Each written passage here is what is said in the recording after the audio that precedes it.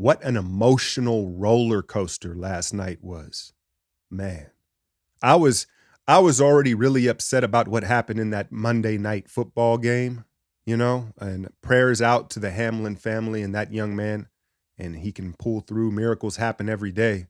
You know what I mean? And I guess there was no real good way to handle the situation, but as a father, as a coach, as an athlete, it just disturbed me. It didn't sit right with me. And so then this late Warrior game starts, and even more depleted the Warriors find themselves now with no Kuminga, right? So, given that we had won 4 in a row, seeing this Hawks team, I know they've been struggling. I was like, all right, well, if we take an L, we take an L. I wasn't too invested in having to win this game, considering the situation, right? But as we got to double overtime, at that point now, you wanted it for Klay. You wanted it for them, and all of a sudden, you're on the edge of your seat. It was just so dramatic, right? So let's start with Killer Klay. Zombie mode Klay. You heard Kerr talk about him keeping his emotions in check, and that's the key to unlocking it, right? Not being too thirsty. To me, I said it in the breakdown, I think it was maybe the most complete offensive game I've ever seen Klay Thompson play, right? There's the infamous quarter in Sacramento, 60 points on 11 dribbles against the Pacers, but this had a little bit of everything. Right? He was moving without the ball. How many layups did he have? He had an offensive rebound put back. He was driving and kicking. Of course, the threes. He had the mid-range game going. It was just a complete offensive attack from Klay Thompson last night, right? And I think that that's the key. One thing that he's eliminated, moving without the ball. I brought that up a video ago, right? And he's starting to do that. But the other thing that he's eliminated is we'd seen him drive into the paint, and even if he gets in trouble or he can't really create the space for a shot, he would still take the shot, right? And now we're seeing him drive and dump the ball off, like often, right? He still likes that behind the backboard, that little fadeaway. Granted, the situation, clock winding down, I'm fine with that one, but he's eliminated those forced up mid-rangers that we saw him take so many of early in this season, right? And so, just a vintage effort from Klay Thompson. And I don't want to jinx anything, but it feels sustainable, not in the sense of a 50-piece, right? But just this mentality, right? This mentality of just playing within the offense and playing like the Klay we know, man. You know what I mean? So that was just super encouraging. I'm gonna go in on Jordan Poole here a little bit. Jordan is very likable, right? He's very flashy. He's fun. He's exciting. He's very easy for the fan base to gravitate towards, right? Especially the younger fans, and that's fine. But I also think that it masks and helps people overlook maybe some of these things. Now, the turnovers have become a real issue. Is he leading the league in turnovers? Think about it. He's leading the league in turnovers as a shoot first third guard. Like that's kind of wild, right? And so, you heard Kerr again taking it from the horse's mouth and in the most important view on things. He said, well, Jordan is learning what it feels like to be the number one option. Okay, fine. Yeah, that's fair, right? And I do think that here's what I'll say in a positive manner is Jordan, why Jordan's contract moving forward and his trajectory is still very promising is because when you look at his personality, which we're going to talk about here for a second, he, to me, is the type of player that just continues to get better because of his love of the game and because of his work ethic, right? He, just like Steph, will just keep adding and getting better to the skills of the game. Now, talking about decision-making, being the guy, the turnovers, the decision-making of the game, it's very subjective here, but I'll ask you, like, when have you known a basketball player to be a poor decision maker, eventually become a good decision maker? Now, he can get better marginally. He will with maturity and experience, and I think he will figure out his speed and pace issues, the dribbling of the ball and all that, but overall his mentality and his decision making, especially in these clutch situations, I kind of think that's how he's wired. right? Look at his game. He probably has the most flashy game in the NBA, right? That's just who he is. And so it's a personality trait, I think, more so than a maturity issue when it just comes to him being kind of reckless and wild with the basketball.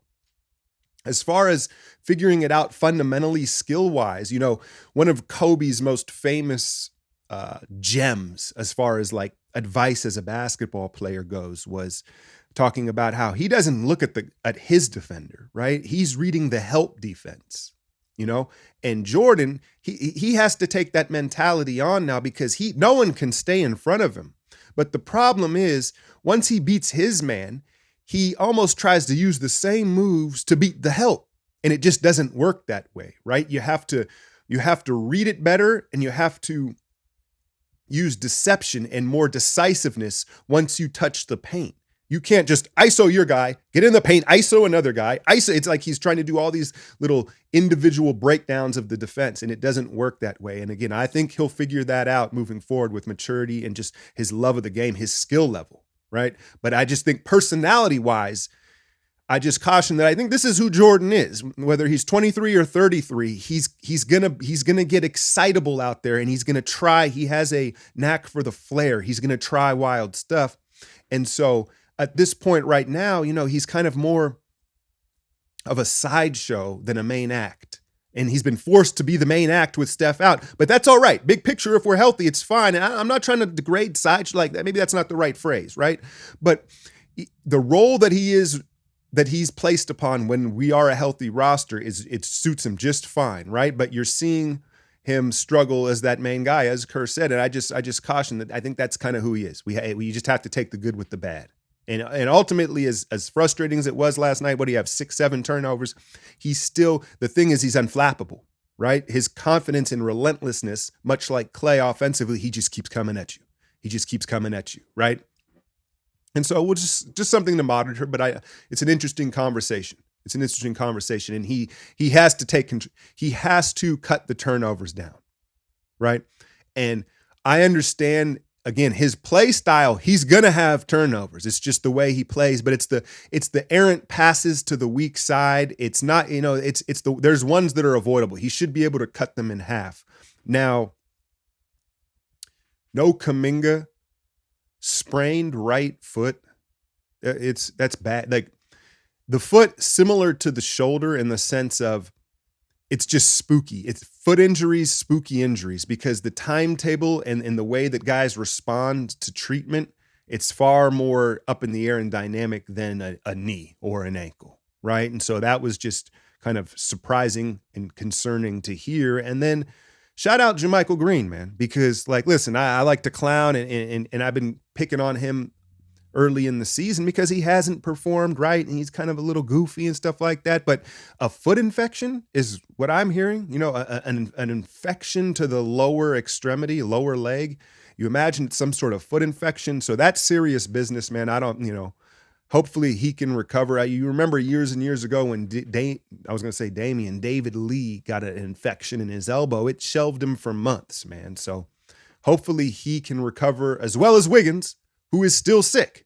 We got back-to-back sicknesses. I've been hearing a lot about that lately. Like my wife, some of her coworkers, people have been getting sick, getting better and getting sick all in 2 weeks.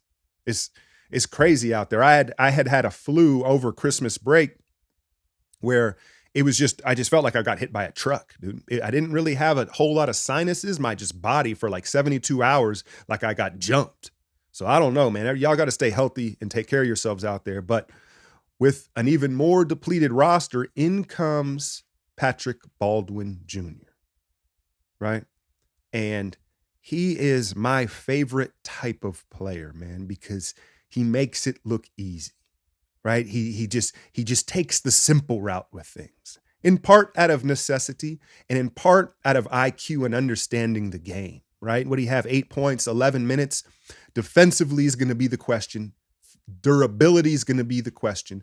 But offensively, at that size with that ratchet, man, you can tell Draymond already wants him out there to rack up the assists, right? And I thought defensively, he held his own on some switches because, again, the IQ and the size, when you're 6'10", right, and you understand what guys want to do, it puts yourself in a good position, a good enough position. And so with these guys out, man, he's going to take this opportunity, right? It's exciting, and he looks really promising, man. What else? I'm exhausted from these last 24 hours from this whole breakdown, but I wanted to touch base with y'all here about such an exciting win, a 5th win in a row, and climbed right back into the standings. We've gained ground in the standings, missing our 2 best players.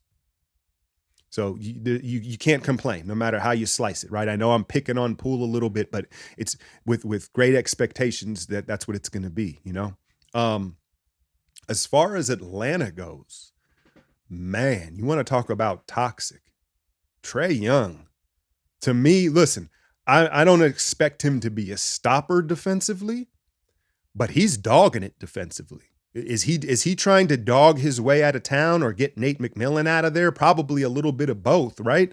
But it's some of his effort levels last night were just unacceptable. And you can see the Hawk players, a couple times DeJounte Murray turned around just like, "What's good, bro? What are you doing?" Right? I wouldn't be surprised if Nate let DeJounte just put the pause on him real quick one time in practice just before he's out of there. Because I think that's a real situation to take a look at, because they have too much talent. They have too much talent to be struggling the way they do. But when you don't have chemistry and the guys don't like playing together, right? It's a situation where they don't have the right urgency. They're not connected, and they're not playing for each other. So that's a team that looks like it might have to get blown up here one way or another. What's next? You got Detroit, Orlando, Phoenix the rest of this week. I'm not going to say nothing about it. I'm feeling good. I'm feeling confident. This grit, it's a muscle, man. It's a muscle to learn to win. You always hear that cliche in the league, but the way they're doing it, the way they're fighting and finishing games, it's strengthening their belief, their connection, and the identity of this team. Again, all while Steph and Wiggs are out. Good stuff. Hit that like, share, and subscribe. I'm out, y'all.